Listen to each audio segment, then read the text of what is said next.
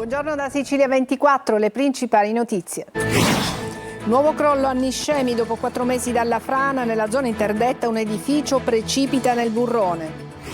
Far West Palermo, rissa con calci e pugni in pieno centro storico tra uno straniero e un palermitano. Uno dei due frantuma la vetrina di un negozio. Sale la tensione tra i residenti che lanciano l'allarme sicurezza. Acquistavano cocaina e hashish in Germania e la trasportavano 1 chilo per volta nascosta in camion fino a Licata nell'Agrigentino. 6 arresti. Tra gli attivisti della Global Subud Flotilla sequestrati dall'esercito israeliano c'è anche il catanese Alessio Catanzaro. Preoccupati i genitori, la madre a Sicilia 24 non fa parte di nessuna organizzazione, voleva fare volontariato. Kalashnikov, fucili, pistole, le armi che finiscono nelle mani degli uomini di Cosa Nostra arrivano da lontano a gestire il traffico le mafie di Russia, Ucraina e Cina. A Ragusa Ibla i commercianti fanno rete contro il caro vacanze e mettono una card per attrarre i turisti con sconti su soggiorni, ristoranti e visite gratuite. Calcio, il Palermo dopo la debacle di Catanzaro lavora per la gara di ritorno in programma domani al Barbera. In palio c'è la finale play-off. Il Catania domani ospita al Massimino il Lecco, slitta al pomeriggio la conferenza stampa del tecnico toscano.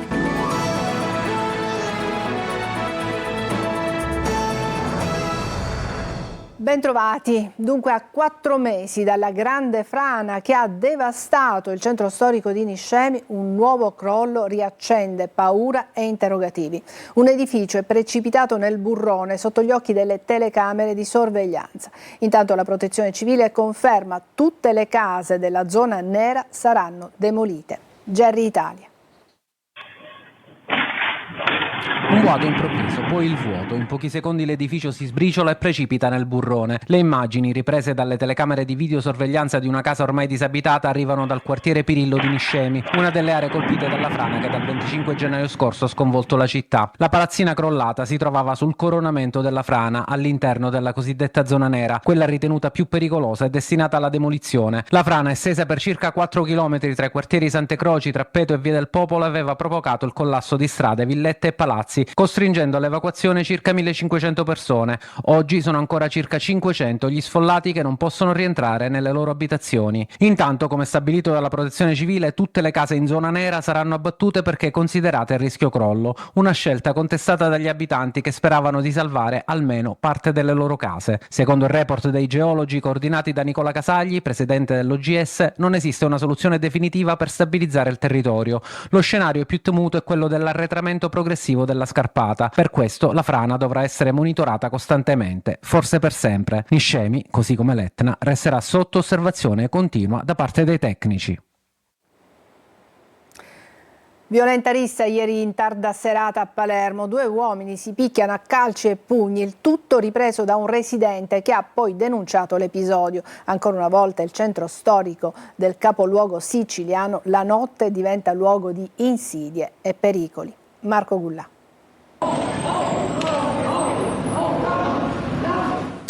Sembra un incontro di pugilato, ma in realtà è l'ennesimo episodio di violenza che si registra nel centro storico di Palermo. Ieri sera 2 persone hanno dato vita ad una violenta scazzottata in via Macheda, all'altezza dell'incrocio con via Napoli. A picchiarsi con calci e pugni un uomo palermitano e uno straniero. Durante la rissa, come vediamo, uno dei 2 soggetti ha danneggiato una vetrina in cui erano contenuti dei souvenir.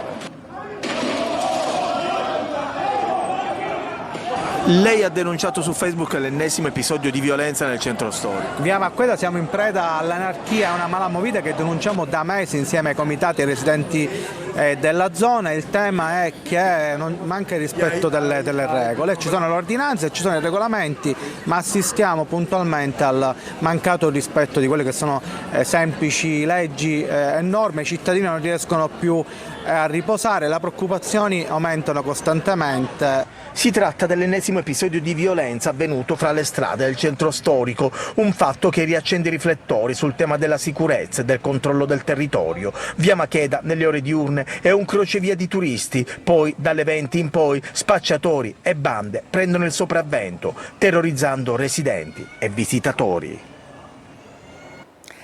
Traffico internazionale di stupefacenti, la droga viaggiava dalla Germania a Licata sui camion, traffico di hashish e cocaina è stato scoperto dai carabinieri, 6 le persone arrestate. Luca Ciliberti.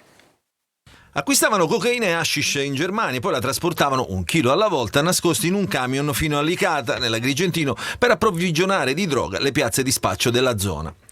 Questo è uno dei dettagli che è emerso dalle indagini dei carabinieri che, eseguendo un'ordinanza del GIP Miceli, hanno arrestato 6 persone presunti componenti di una banda. Il provvedimento è stato notificato anche nelle carceri di Viterbo e Teramo, dove alcuni degli indagati erano reclusi per altri reati. L'inchiesta antidroga si è sviluppata tra l'aprile 25 e febbraio 2026 e ha preso origine dall'indagine Omnia sul grave incendio in uno stabilimento per la raccolta e smaltimento di rifiuti avvenuto a gennaio 2024. Secondo quanto è emerso dalle indagini, il gruppo veniva gestito e coordinato da 2 degli indagati i quali all'epoca dei fatti si trovavano detenuti a Roma e da dove riuscivano a comunicare con l'esterno. Nel corso delle indagini sono stati sequestrati 2 kg di cocaina e una pistola clandestina calibro 9. La polizia ha arrestato in flagranza di reato a Gela un pregiudicato di 25 anni per spaccio di sostanze stupefacenti. Durante una perquisizione in un garage del centro storico apparentemente abbandonato ma chiuso a chiave con un catenaccio a cui l'uomo aveva accesso, sono stati trovati nascosti in una valigia 1,9 kg di marijuana e hashish. Ancora truffe agli anziani con la tecnica del finto carabinieri. Diversi gli arresti in provincia di Palermo. Sentiamo Orazio Longo. Continuano senza sosta i tentativi di truffa nei confronti di anziani con la modalità del finto carabiniere, un fenomeno criminale particolarmente odioso in quanto colpisce le fasce più fragili della popolazione. A Castelbuono, in provincia di Palermo, fingendosi carabinieri, 2 malviventi contattano telefonicamente una donna anziana rappresentando una falsa emergenza giudiziaria riguardante un familiare e richiedendo quindi la consegna di denaro contante. Determinante però è stata la lucidità della vittima, una donna di 83 anni che ha immediatamente contattato il 112, consentendo ai carabinieri di bloccare in tempo il veicolo in fuga con a bordo i 2 sospettati per tentata truffa aggravata. In un'altra operazione, un 53enne catanese è stato posto agli arresti domiciliari per truffa aggravata ai danni di un'anziana residente a Geraci-Siculo, mentre a Misilmeri i carabinieri hanno arrestato in flagranza 3 catanesi ritenuti responsabili di truffa aggravata ai danni di una pensionata. La vittima, contattata telefonicamente, era stata convinta a consegnare denaro e gioielli. Fondamentale si è rivelata anche stavolta la tempestiva richiesta di aiuto avanzata dalla donna ai carabinieri, che hanno individuato i responsabili e recuperato il bottino. Ma non basta solo la prontezza delle vittime. Parallelamente all'attività repressiva, i comandi delle compagnie di Monreale, Cefalù e Petraria Sottana hanno promosso iniziative di sensibilizzazione in collaborazione con le arcidiocesi e i parroci del comprensorio, che hanno permesso di illustrare le principali tecniche utilizzate dai truffatori e fornire consigli pratici per prevenire e reagire, rinnovando l'invito a diffidare da richieste di denaro formulate telefonicamente da sedicenti appartenenti alle forze dell'ordine. Tra gli attivisti della Global Sumud Flotilla sequestrati dall'esercito israeliano c'è anche un dottorando di origine catanese, si chiama Alessio Catanzaro. I suoi genitori hanno assistito in diretta all'abbordaggio, poi non hanno avuto alcuna notizia. Non fa parte di nessuna organizzazione, voleva fare solo volontariato, racconta la madre. Sentiamo il servizio di Lorena Dolci. Alessio scrive: ci stanno abbordando, dobbiamo buttare i telefoni a mare. Allora ci siamo fermati e abbiamo acceso lo streaming che la flottiglia aveva messo in atto. Ed ecco le immagini dell'abbordaggio in pieno giorno da parte dell'IDF, le forze armate israeliane, alle barche della Global Sumud Flottiglia diretta a Gaza, fra cui appunto la Cactus, quella del 30enne Alessio. Abbiamo visto prima un ufficiale della Marina israeliana fare alzare le mani ai ragazzi e poi i gommoni dei gruppi d'assalto arrivare sulla barca e spaccare la telecamera e poi più niente. Ecco. Da allora, alle 9 di lunedì mattina, il silenzio che pesa sui cuori di questi 2 genitori, il padre, ex professore di sociologia all'Università di Catania, e la mamma bolognese, che nonostante l'ansia di queste ore appoggiano in pieno la causa sposata dal figlio contro il genocidio palestinese. Per questo, nei giorni scorsi, Papa Raimondo aveva scritto una lettera aperta al presidente Mattarella chiedendo di non lasciarli soli. Non c'è stata nessuna protezione, ma questo è un fatto molto grave perché lo Stato dovrebbe difendere i propri cittadini, invece non li ha difesi. A bordo giovani di tutto il mondo, come questi due volontari, lui irlandese e lei polacca, ma amanti della Sicilia, che durante la navigazione intonavano una canzone popolare. Alessio non è né un attivista di partito, non fa parte di nessuna organizzazione, studia fisica teorica. Alla fine d'aprile ci ha detto: ma io avrei un mese di ferie, farei un po' di volontariato. E il giorno dopo ci ha detto: mi sono proposto per andare con la flottiglia. Alessio e gli altri sequestrati si trovano a bordo di una nave militare israeliana in attesa di essere sbarcati, trasferiti in carcere e poi interrogati. È morto il cronometrista di 53 anni che domenica 3 maggio era stato investito durante il rally show all'autodromo Valle dei Templi di Racalmuto, in provincia di Agrigento. La vittima è Massimiliano Spatafora di Palermo. Era impegnato a cronometrare i tempi lungo il tracciato dell'autodromo quando all'improvviso è stato travolto da una vettura in gara. Restano disperate le condizioni di Matteo Patti, investito giovedì scorso da un pirata della strada a Catania. L'uomo, in coma farmacologico, è ricoverato all'ospedale Cannizzaro, ha già subito un primo intervento neurochirurgico e adesso abbiamo raccolto il nuovo appello della famiglia e il colpevole si costituisca. Sentiamo Desiree Ferlito. Restano disperate le condizioni di Matteo Patti, investito giovedì scorso all'incrocio tra via Nuovo Lucello e via Cabot. L'uomo è in coma farmacologico nel reparto di terapia intensiva del Cannizzaro di Catania. Ha già subito un delicatissimo intervento neurochirurgico e dovrà subirne altri. Ha un trauma cranio-facciale, uno toracico e un gravissimo trauma vertebrale, ma continua a lottare tra la vita e la morte. Intanto emergono nuovi particolari sul pirata della strada che avrebbe investito Matteo. Le uniche informazioni che abbiamo è una macchina scura, si parla forse di un modello di una Citroen, e lui una persona alta con la barbetta e questo. L'auto, che viaggiava a tutta velocità, avrebbe travolto Matteo alla guida del suo scooter, lasciandolo sul selciato. Non ce l'abbiamo con lui perché sono delle distrazioni che possono capitare, però giustamente scappare non è una cosa corretta e non è una cosa civile. Intanto si susseguono gli appelli di una famiglia addolorata che vive tra l'angoscia di ricevere brutte notizie e la paura che tutto questo non abbia mai un colpevole.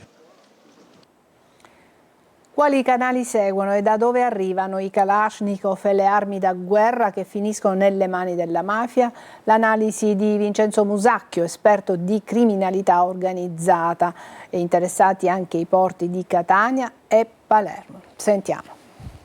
Tutto è gestito principalmente dall'alleanza che c'è tra mafia russa e mafia ucraina, che ovviamente hanno i loro alleati, per esempio nelle triadi cinesi. Sono gli scenari di guerre, buchi neri che inghiottono ogni anno migliaia di armi. Come già avvenuto nell'ex Jugoslavia, il meccanismo si ripete da tempo in Ucraina. Sono armi che non sono state scaricate nei famosi registri dove si catalogano le armi, soprattutto quelle armi di tipo pesante o armi di alta precisione, i Kalashnikov o le mitragliatrici, tutta una serie di armi che vengono usate esclusivamente per fini militari. All'appello mancano quasi 500.000 armi da fuoco che finiscono nelle mani delle nostre mafie. Le rotte più battute arrivano ai porti di Trieste e Gioia Tauro, dove l''ndrangheta spartisce l'arsenale, ma anche la Sicilia rientra nei traffici. Sicuramente, per esempio, il porto di Catania è stato coinvolto più volte in attività di traffico non solo di stupefacenti ma anche di armi. Lo stesso porto di Palermo,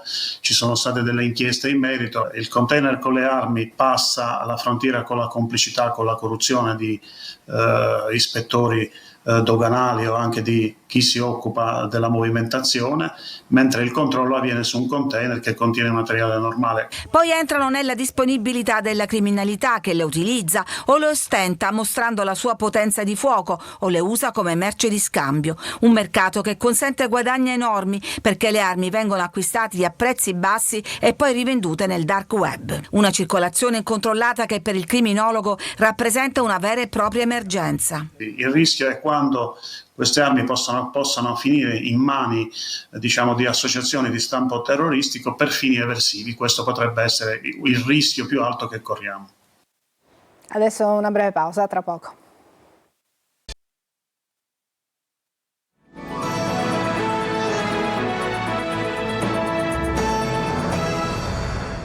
È partito il Memorial Day in ricordo delle vittime della mafia, del terrorismo e della criminalità. La staffetta organizzata dal sindacato SAP si concluderà domani a Roma.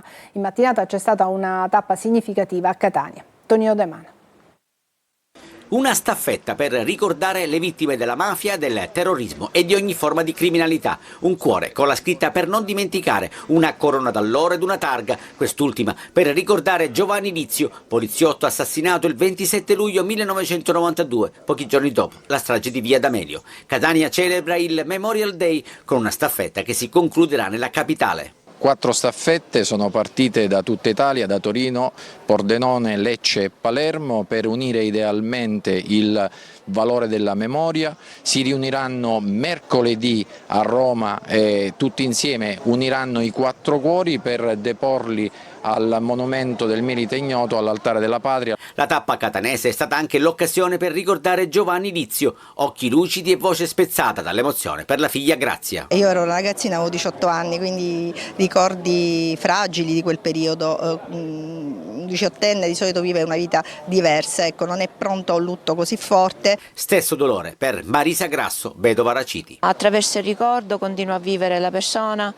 e il sacrificio. A breve saranno 20 anni dalla morte di Filippo, dalla tragedia che è successa a Catania, però purtroppo devo dire con mia amarezza che la violenza, soprattutto durante manifestazioni sportive o servizi di ordine pubblico, continuano e quindi questo viene meno un po' la speranza che le cose cambino, però non deve morire mai la speranza. Dopo l'omaggio a Giuseppe Fava, Filippo Raciti, la corona d'alloro all'ingresso della nuova questura di Catania, il SAP ha voluto ricordare i carabinieri Domenico Marrara, Salvatore Bologna e Giovanni Bellissima, uccisi in un agguato a San Gregorio nel novembre del 1979. A Ragusa Ibla esiste una card a favore dei turisti contro il caro vacanze. Attraverso sconti su soggiorni, ristoranti e visite gratuite è possibile risparmiare fino a quasi la copertura del costo di viaggio. Veronica Barbarino. A Ragusa Ibla i commercianti fanno rete contro il caro vacanze. In un contesto economico e turistico segnato da incertezze internazionali e da un generale aumento dei costi di viaggio, i circa 90 operatori privati aderenti al centro commerciale naturale Antica Ibla propongono una card sconti per attirare turisti. Il meccanismo è semplice. Decidi di venire nel nostro splendido quartiere barocco, prenoti il tuo viaggio, scegli il mezzo, invii nel nostro ufficio qui all'Ibla Tourist Information la prova dell'acquisto, inviamo via mail l'elenco delle strutture ricettive convenzionate e da lì inizia a fruire della scontistica prevista nei vari luoghi che sono disponibili, varia dal 5% anche al 30%. L'iniziativa consente quindi ai visitatori di recuperare il costo del viaggio attraverso sconti, benefit e visite gratuite, perché il viaggio è anche esperienza. Ma il valore di questa proposta va oltre il singolo progetto. In questo momento siamo bombardati dal caro vacanze, dal caro benzina, dal rischio voli, e per la Sicilia, per Ragusa, che è una delle mete più difficili da raggiungere, noi vogliamo essere appunto un esempio concreto e positivo di come rispondere a determinate criticità. Non sarà una promozione estiva, ma una scommessa di lungo periodo per rendere la destinazione Ragusa più accessibile e competitiva. Adesso una breve pausa e poi il calcio con il Palermo e il Catania.